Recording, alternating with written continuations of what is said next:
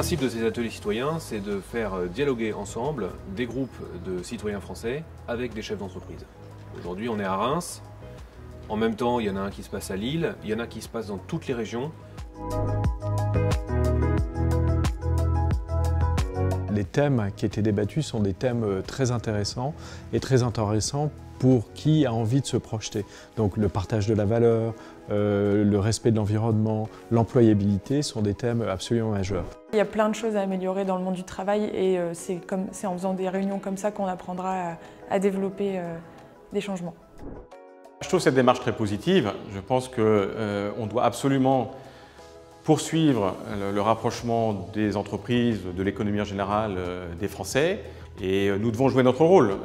Notre rôle, c'est de montrer à quel point l'entreprise est partie prenante dans le débat public, qu'elle a des solutions à apporter, qu'elle est vecteur de progrès.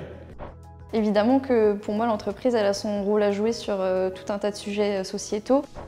Et pour moi, cet intérêt général, c'est aussi, et avec l'Institut d'entreprise, d'aller à la rencontre des Français. Et c'était vraiment l'objectif de ce matin, en toute simplicité, d'aller leur expliquer un peu que l'entreprise agit pour l'intérêt général, bien évidemment, et puis les écouter sur leurs attentes, leur compréhension des 4 grandes thématiques qu'on a choisi de couvrir ce matin. On peut s'exprimer comme on veut, on peut dire ce qu'on veut en fin de compte, et c'est ça qui est important. Et aussi la qualité de nous tous autour de la table, de prendre le point de vue de l'autre et de dire dans le fond, maintenant que je t'ai entendu, j'aime bien ce que tu as dit et ça m'a fait changer d'avis. Et ça c'est absolument remarquable.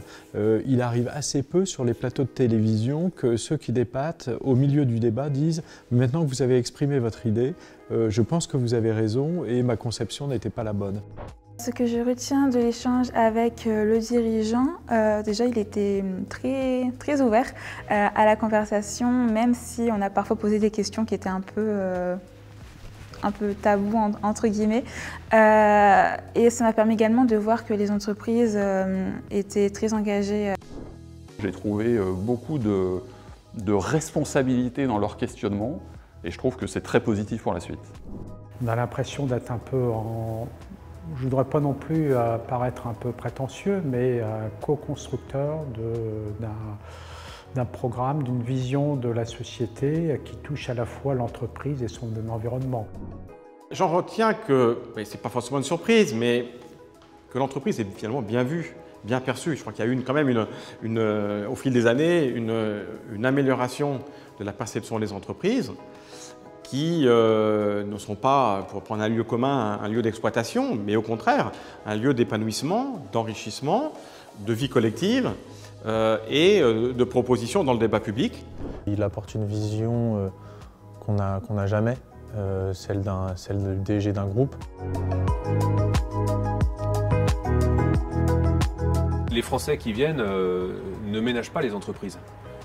Il y a vraiment des attentes très fortes qui sont exprimées vis-à-vis de l'entreprise, mais ces attentes, elles sont exprimées aussi parce que les gens ont confiance en l'entreprise. La crise du Covid a été un épisode traumatique pour tout le monde, et parmi ceux qui se sont montrés les alliés des Français pour résoudre des problèmes importants, qui ont su être à la hauteur des attentes, eh bien, il y a les entreprises. Le mot qui ressort de tout ça, c'est enthousiasme, c'est aussi confiance, à la fois confiance dans l'élan que je vois ici, dans ces ateliers citoyens, mais aussi attente que les pouvoirs publics fassent plus confiance à l'entreprise, parce que finalement ce qu'on voit c'est que beaucoup des mesures qui paraissent importantes aux chefs d'entreprise comme aux Français que nous rencontrons, ce sont des mesures dans lesquelles les entreprises n'ont pas tous les moyens et tous les outils à leur disposition pour avancer, et donc il faut faire confiance aux entreprises pour qu'elles puissent avancer.